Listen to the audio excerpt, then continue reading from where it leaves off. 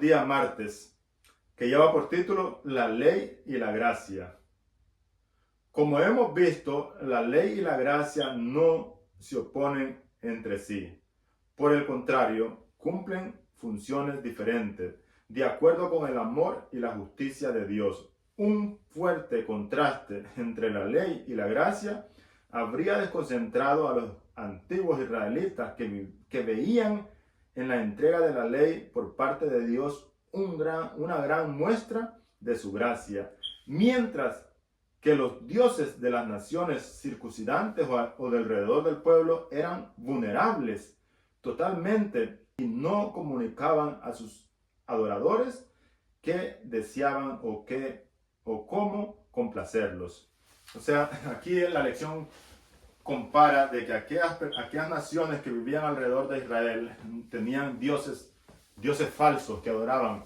Esos dioses no comunicaban a sus adoradores y a sus admiradores la forma en que ellos querían que los agradaran, sino que los adoradores hacían cualquier cosa. Dice la historia que hasta quemaban sus hijos en el juego para tirárselos, lanzaban personas vivas, hacían sacrificios, hacían muchas cosas para poder calmar la ira de aquellos dioses falsos, pero que tomaban vida por medio de demonios y pasaban cosas que esas personas creían en ellos, pero en realidad eran demonios que estaban detrás. El punto es que dice la lección que esas naciones no tenían una ilustración como la tenía la nación de Israel. Dios le había comunicado al pueblo lo que le agradaba a él y lo que era bueno para cada uno de los miembros del pueblo de Israel o de cada uno de los israelitas.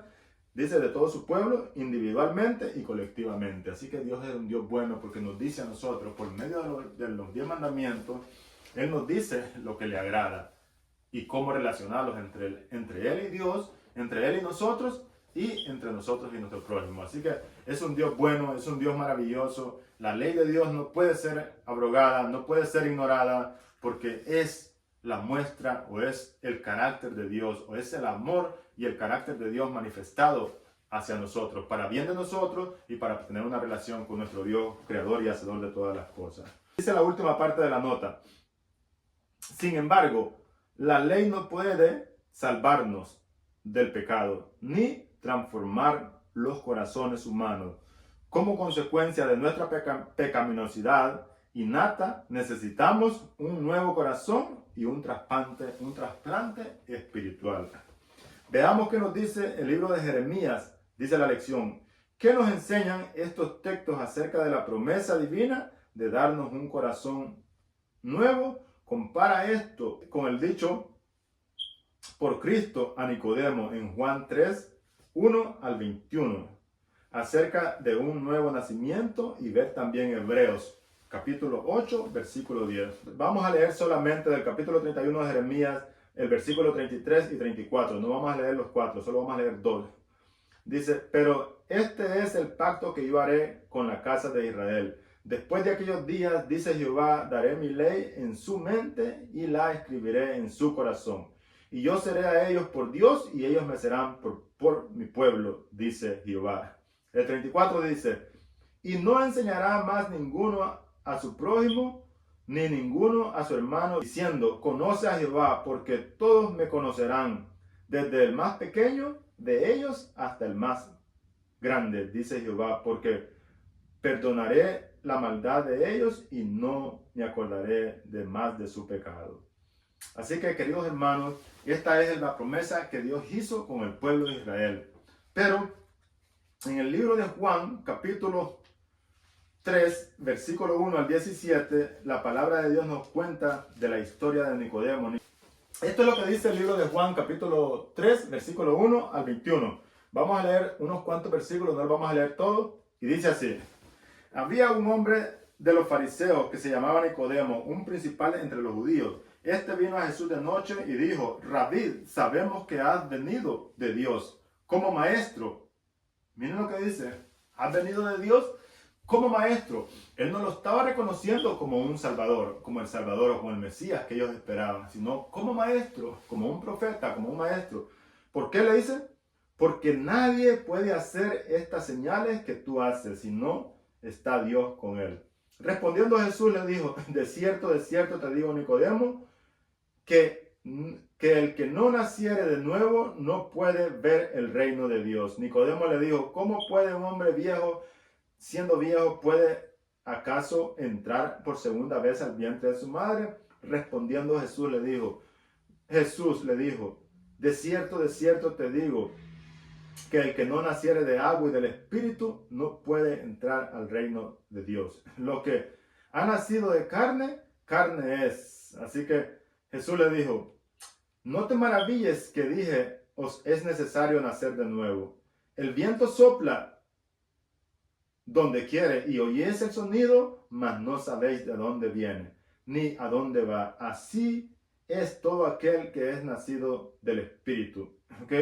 Respondiendo Nicodemo, y él le dijo, ¿cómo puede hacerse esto? Respondiendo Jesús le dijo, ¿eres maestro de Israel y no sabes esto? De cierto te digo que sabemos, hablamos y lo que hemos visto testificamos. Si os he dicho cosas terrenales y no creéis, ¿cómo creeréis si os dijere las celestiales? Y entonces sigue diciendo, así como Moisés levantó la serpiente en el desierto, así es necesario que el Hijo del Hombre sea levantado para que todo aquel que en él crea tenga vida eterna y no se pierda. Y así sigue diciendo el versículo favorito, porque de tal manera amó Dios al mundo, para que todo aquel que en él crea no se pierda. No envió Dios a su Hijo al mundo para condenar al mundo, sino para que el mundo sea salvo por él. El que cree en él no es condenado, pero el que no cree ya ha sido condenado porque no ha creído en el nombre del unigénito Hijo de Dios. Y el 20 dice, pero todo aquel que hace lo malo aborrece la luz y no viene a la luz para que sus obras no sean reprendidas. Mas el que practica, dice el 21, la verdad viene a la luz para que sus obras sean manifiestas, que sus obras son hechas en Dios. Así que, y en Hebreos nos dice que Dios hizo una promesa. Vamos a ver qué nos dice el libro de Hebreos, capítulo 8, versículo 10. Por lo cual, este es el pacto que haré con la casa de Israel después de aquellos días, dice el Señor. Pondré mis leyes en la mente de ellos y sobre su corazón las escribiré y seré a ellos por Dios y ellos me serán por pueblo. Esta es la promesa que nos hace Dios. ¿Qué nos enseñan estos textos acerca de la promesa divina de darnos un corazón nuevo? Compara esto con lo dicho a Nicodemo en Juan 3.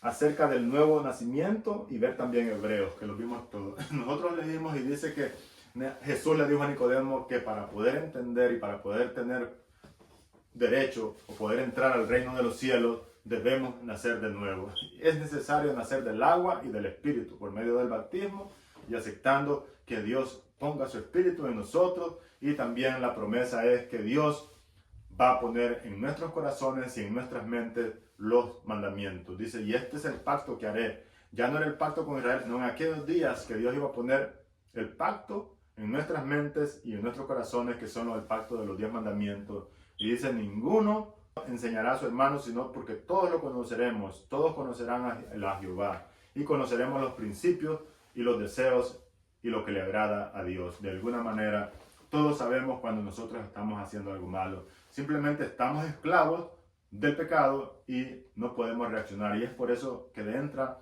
la gran comisión de que nosotros debemos contarle al mundo entero de que Jesús murió por todo el mundo y que Jesús salvó al mundo y que solamente tenemos que aceptar a Jesús como nuestro Salvador y automáticamente creer en eso y somos salvos. Y esto fue lo que le dijo: el que creyere ya ha sido salvo. Dice, y esto es necesario que levantemos a Jesús, así como Moisés levantó la serpiente en el desierto, y dice que a todos atraerá Jesús su compasión, su misericordia y su bondad y su gracia. No podemos presentar a Jesús como un Dios vengador o un Dios castigador, como los israelitas esperaban que Jesús reaccionara y por eso no lo aceptaron. Recuerda, Jesús es la muestra del carácter de Dios en su totalidad, haciendo obra de misericordia y de compasión. Y ese mismo Jesús vendrá por segunda vez. Escucha esto, querido hermano. La lección lo dice: no podemos salvarlos por cumplir la ley.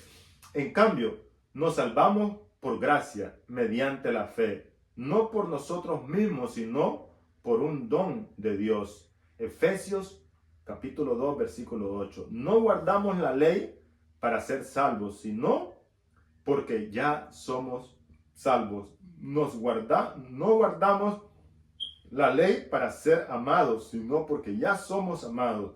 Y por eso debemos amarnos unos a otros y amar a Dios.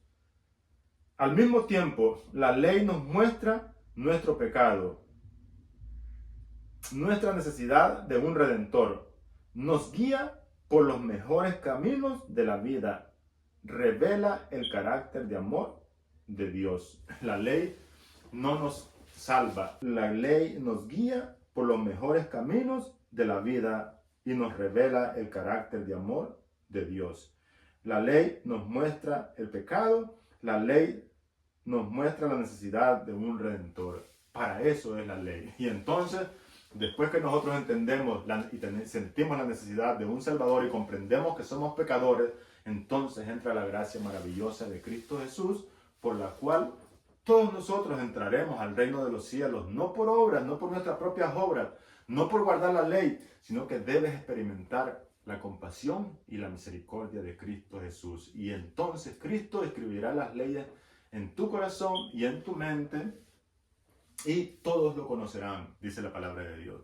Y entonces dice, hijitos míos, estas cosas les escribo para que no pequéis. Pero si alguno pecare, abogado tenéis. El propósito de la palabra de Dios y el propósito de la ley es que nosotros no pequemos, pero la realidad es que Jesús dijo que somos pecadores y de alguna manera podemos cometer errores, pero no es lo mismo cometer un error a vivir en una vida de pecado y sin Cristo y sin esperanza. Es algo diferente, que dice que la ley también nos guía por los mejores caminos de la vida y nos revela el carácter maravilloso de Cristo Jesús, que nos quiere proteger de algunos sinsabores en esta vida. Yo espero que tú hayas entendido que no guardamos mandamientos para ser salvos, y nadie va a entrar a los reinos de los cielos por haber cumplido la ley diligentemente y perfectamente, porque finalmente, aún en tus mejores deseos, siempre en tu pecaminosidad vas a quebrantar de alguna manera los 10 mandamientos. Pero el propósito de los 10 mandamientos y del propósito de la Biblia es que tú hagas lo mejor que puedas de tu vida. Pero si por alguna razón cometes algún error, recuerda que la justicia y la gracia de Cristo te cubren. Y es por eso, por fe, es que vamos a entrar. Si por alguna razón cometes un error, recuerda la promesa. Hijitos míos, estas cosas les escribo para que no pequéis. Pero si alguno pecare, abogado tenéis. Pero el propósito de la ley y de la palabra de Dios es que nosotros no cometamos pecado. Pero si por alguna razón lo cometes, aférrate a la justicia y a la gracia de Cristo Jesús. Y no desmayes, aunque alguien te haga querer sentir mal y que tú no mereces, o simplemente el enemigo te haga sentir de esa manera, de que tú no sirves para nada, de que tú no mereces estar practicando los principios de Dios, porque te equivocas muy seguido, o ya sea como dijo en la primera historia que nos contó el escritor en el día sábado, donde este anciano o este hermano dijo que no deberían practicar la justicia y la misericordia y la compasión con esta persona que se había equivocado. Queridos hermanos, Cristo murió por pecadores, no murió por ningún justo. Y todos nosotros somos pecadores y entraremos al reino de los cielos solamente por fe y por la gracia maravillosa de Cristo. Pero esto no quiere decir que vamos a ignorar la ley de Dios. La ley de Dios es la regulación de la relación entre nosotros y nuestro prójimo y entre Dios y nosotros.